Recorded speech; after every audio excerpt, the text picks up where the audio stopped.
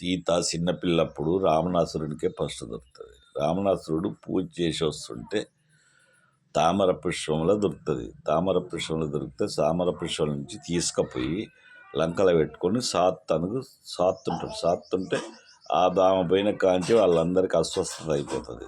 కక్కుడు ఇవన్నీ అవుతుంటే ఈ వచ్చిన కాంచి అవుతుందని ఇక మళ్ళా అందరు అనుకొని ఆమెను పిట్టలు పెట్టి ప్యాక్ చేసి నీళ్ళలో పడేస్తారు. నీళ్ళలో పడేస్తే అది కొట్టకపోయి మన జనకుని చేనులో అది ఉంటుంది. పాతకపోతే జనకుడు దున్నుతుంటే వాళ్ళు దున్నుతుంటే దొరికితే ఆమెను తీసుకుపోయి ఆమె పోయిన కాంచి వాళ్ళకి పిల్లలు పుడతారు. అంత లక్ష్మి ఉంటుంది. అంత పిల్లలు పుడితే ఆ తర్వాత ఈ శివధనుసు ఉంటుంది. ఆ శివధనుసు పెద్ద పెరుగుతుంది. శివధనుసు ఇచ్చిన వాళ్ళకే నేను పిల్లలు ఇస్తానని స్వయంవరం చేస్తే అందరూ పోతారు. పోతే ఆ రాముడు పోతాడు. అది రావణాసురుడు పోతాడు. అది లేపలేడు.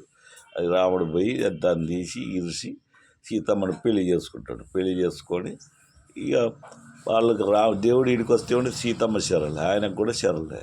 ఎందుకంటే కలియుగం సృష్టించేందుకు వచ్చాడు, రాక్షసులు చంపుతందుకు వచ్చిండు అంతే ఆ రాముడు. అది ఇక వనమాసం పోయి అన్నీ చేసి యుద్ధాలు చేసి అన్నీ చేస్తాడు. అసలు సీత రావణాసురునికి బిడ్డ ఫస్ట్ దొరుకుతుంది రావణాసురునికే. ఇవన్నీ ఆలోచించి మాట్లాడు. బోడగుండుకు 2 బొట్టు పెట్టి వచ్చిన తర్వాత ఓర్రితే అది తప్పది, తప్పు.